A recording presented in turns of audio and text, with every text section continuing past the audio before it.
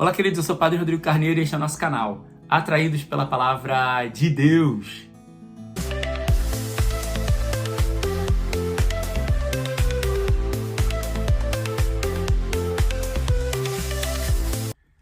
Seja muito bem-vindo ao nosso canal, seja muito bem-vindo ao nosso momento da partilha da Palavra de Deus. Espero que esteja te ajudando a crescer, espero que você esteja lendo também os textos, espero que você esteja fazendo uma experiência com essa palavra maravilhosa. Então seja bem-vindo você que está aí com a gente, seja bem-vindo também você que está chegando. Aqui é o lugar onde a gente lê a Palavra de Deus, não aqui, você lê a Palavra de Deus e a gente depois partilha, tentando te dar um entendimento, tentando aprofundar, tentando te dar pistas de como viver melhor uma vida cristã autêntica, a partir da Palavra de Deus.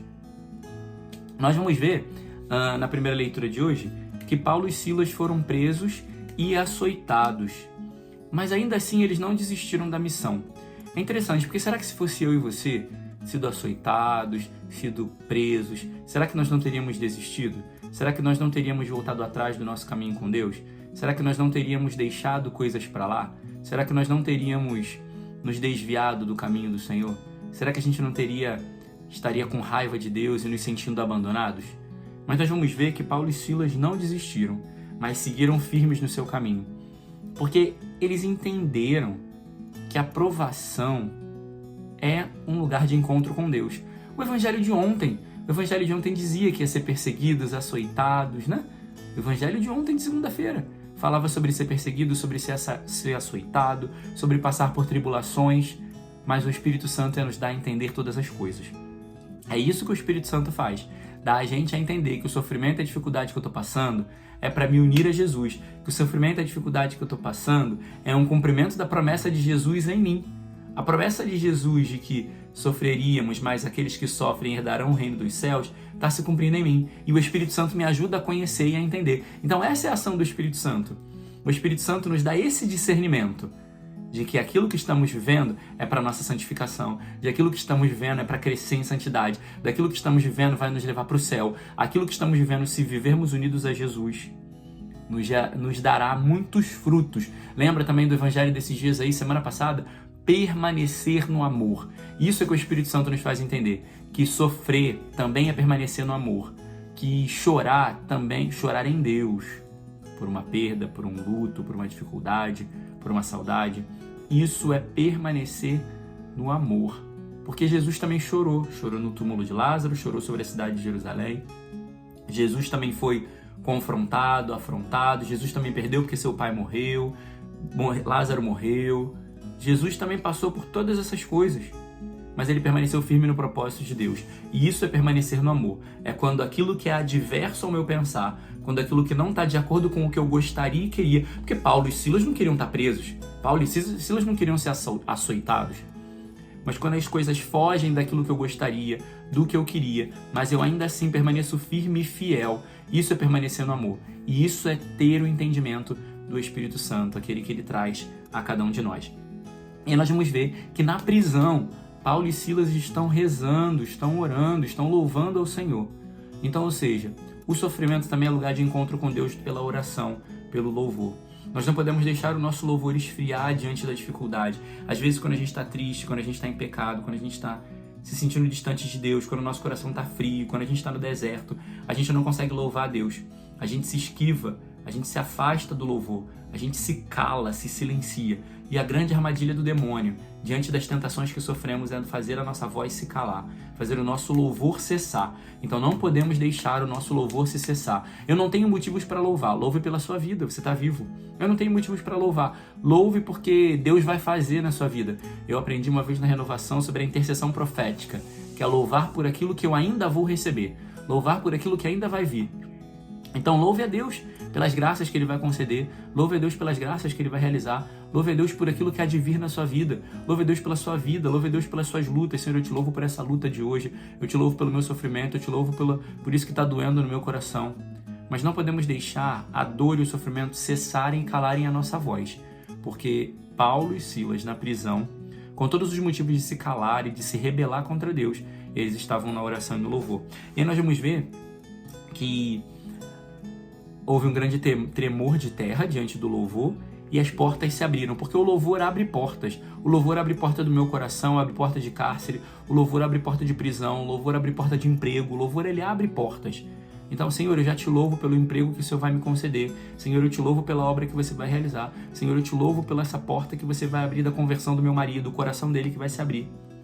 O louvor abre portas.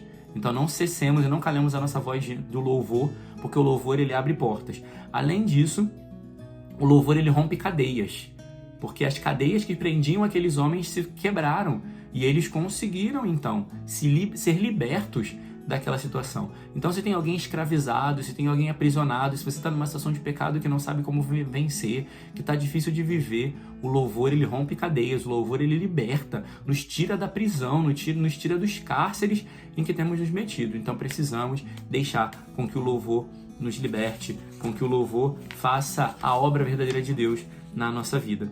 O louvor também salva vidas, porque aquele soldado, quando ele viu que as portas estavam abertas, ele ia se matar.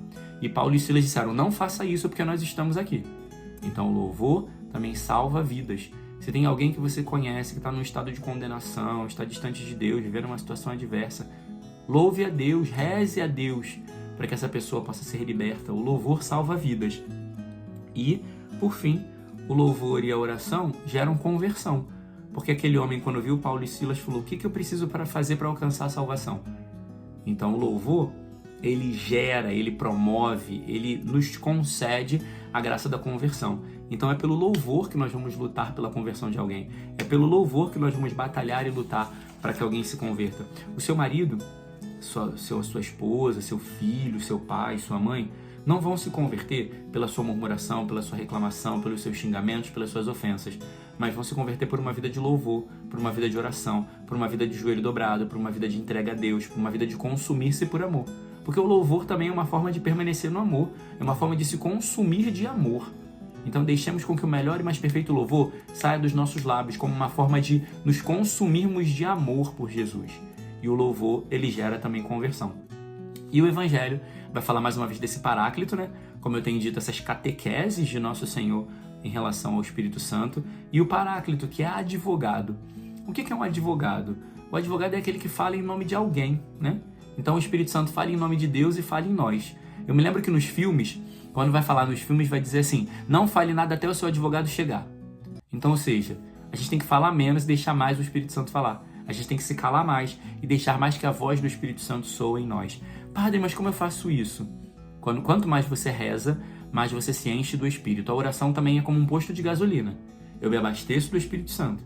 Então um cristão, assim como um carro não pode ficar sem ir ao posto de gasolina, um cristão não pode ficar sem a oração. Porque o carro se abastece no posto e o cristão se abastece na oração. E na oração eu vou sendo abastecido do Espírito Santo, vou me tornando cheio desse Espírito Santo. E aí sim, eu vou podendo ter essa graça do Espírito Santo que fala em mim, do Espírito Santo que é meu advogado, que é meu defensor. O Espírito Santo também é defensor, porque nos defende contra o pecado. Quando estamos em situações de pecado, quando estamos distantes de Deus, quando estamos em situações adversas, é o Espírito Santo que nos defende do pecado. É Ele que nos orienta, não faça, não vá, não se permita. Larga o celular agora, deixa isso para lá, não responde essa mensagem. É o Espírito Santo que deve conduzir a nossa vida para se tornar o nosso defensor, nos defender do pecado, nos defender das situações que não são de Deus, nos defender e nos tirar dos lugares que não deveríamos ir, dos lugares onde não deveríamos estar. Então, queridos, pela oração, como aqueles que são sedentos, a minha alma tem sede, sejamos sedentos desse Espírito Santo, para que Ele nos encha até transbordar, e Ele possa transbordar de cada um de nós, para que possamos dar muitos frutos de santidade pessoal, mas também para o mundo e para toda a igreja. Louvado seja nosso Senhor Jesus Cristo, para sempre seja louvado.